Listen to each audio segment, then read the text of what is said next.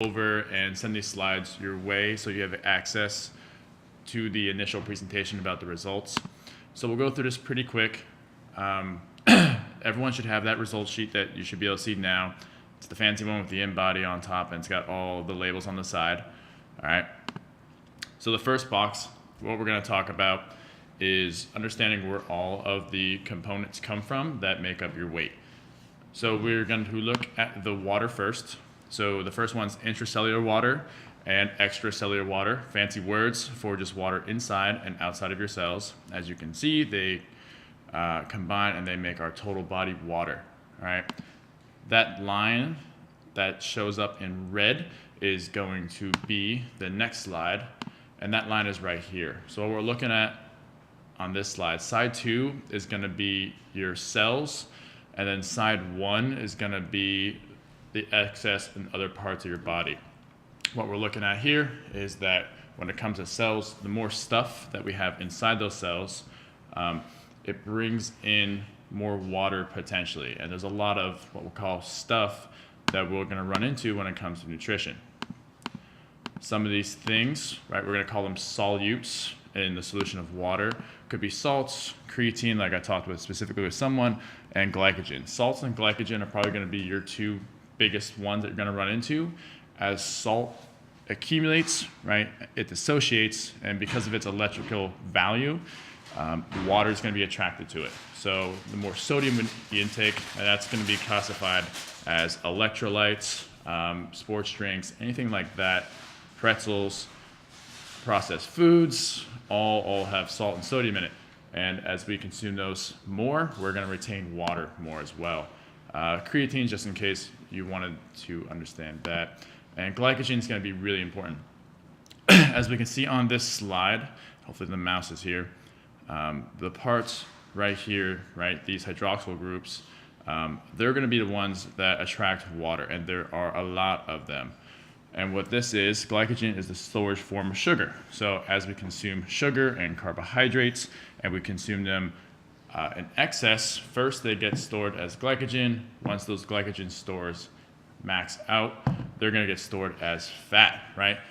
For every part glycogen that we have stored in our body, sources say, this slide says 3, it's up to 6, will be 3 to 6 parts water stored with glycogen. So as we consume a moderate high carbohydrate diet, a lot of that quote unquote weight is going to be water that is retained with that glycogen. So as we look at those fad diets or the very low calorie diets that kind of shoot for this anti-carbohydrate protocol, a lot of that initial weight lost is just going to be water, right? And so this experiment's coming up next week, I believe. Lindsay and I are going to do this for you guys, like I said, because I love you guys. We're going to eat some pizza. And basically what we're going to be doing is filling up our glycogen stores to the max. And the next 3 to 5 days after that, we're going to each take a particular protocol. We're going to record on MyFitnessPal, and every day we are going to do InBody scans. And what we're going to show you is that we're going to lose significant amounts of weight. I'm betting I'll lose maybe 10 or 12 pounds within these 5 days, right? But we're going to lose all or majority water. And, right, you hear, oh, Colin's going to lose 10 pounds in 1 week, like, sign me up, right? And that's what all of these diets aim to do. After that, the next highlighted topic is dry lean mass, and dry lean mass is just our protein and minerals that are within our body, right? So if we take our cells, we completely dehydrate them, take all the water out, we're left with that casing, and that casing is going to be your dry lean mass. So this is how we determine whether or not we are actually putting on or losing actual muscle. And you can also see things like bone mass development here. And I gave the example the 1 day with aging populations and osteoporosis. You can use this and you can kind of see as their bones get a little more brittle and so forth, you would see it here hypothetically. All of those numbers add up to your lean body mass. So we can see it's our water and our dry lean mass that is our lean body mass. Basically everything except fat, right? So this is that first good guy. This is the thing that we want to maintain or gain throughout these 8 weeks and the rest of our lives. And then fat, right, the quote bad guy, all right? So fat is not that bad of a bad guy. We just don't want too much of it, all right? Fat is very important for our bodies. Certain vitamins like A, E, D, and K are only fat soluble.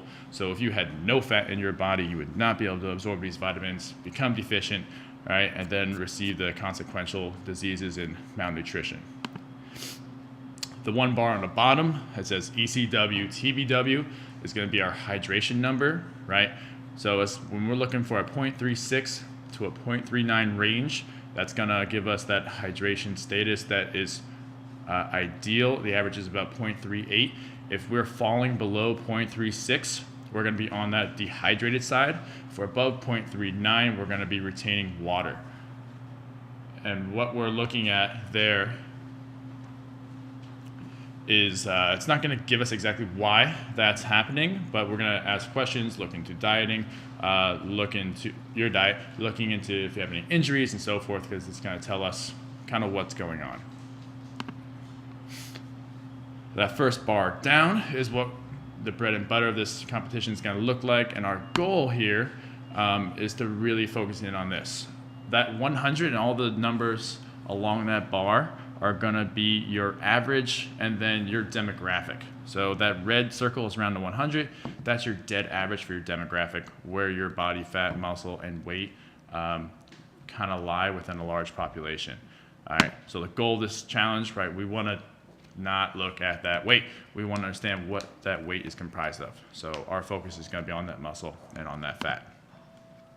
What we're going to see, 3 kind of basic populations that come from the InBody, and the first is a C shape. So the C shape just denotes that we have insignificant muscle and usually a higher amount of fat in our body, right? These can be easy cases where maybe we just need to up our weight training, our resistance training, because our muscle is clearly not getting enough stimulation. And if it is, maybe it's a nutrition. Maybe we're not feeding it those necessary resources for it to build. All right, and that's usually step one for everyone, but especially for this case.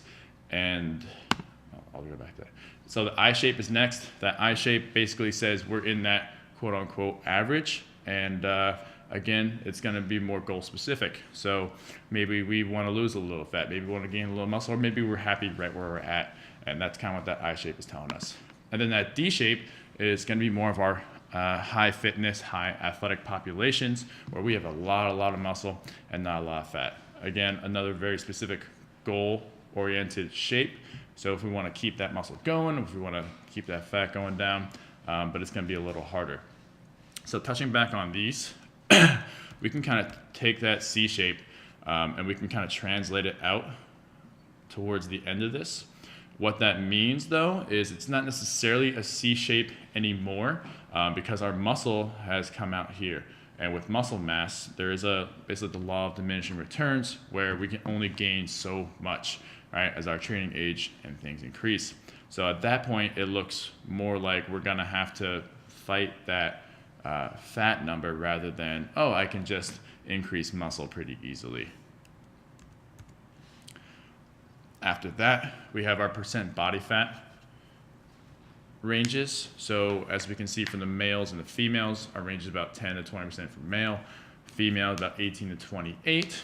And then that's just kind of like information for you guys if you're curious what's going on. Positive change versus negative change. Again, we want to see muscle going up and percent body fat going down, not the other way around. And then wherever our weight ends up, that's just where it's going to be. Right? This is not a weight loss or weight gain challenge. It's a positive change challenge. Segmental analysis, if you guys are interested, it's pretty cool. This is lean body mass divided up amongst your limbs. The top number is going to be your lean body mass in pounds. That bottom number is going to be its relationship to your total body weight. We want to see at least about 100%, right? That's showing that we have enough lean body mass in those limbs to sufficiently support our body. This would be a highly asymmetrical individual, right? clearly just doing biceps and triceps and not a lot of legs.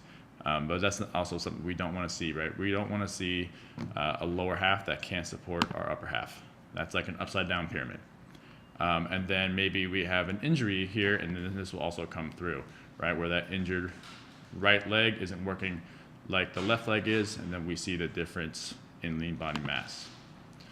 Our BMR, which is our basal metabolic rate, this is the number that if you're sitting down doing absolutely nothing for 24 hours, the calories that you're gonna burn. So this is our most significant number of calories that we're gonna burn throughout the day. Adding on to that, we have digestion and the thermic effect of food.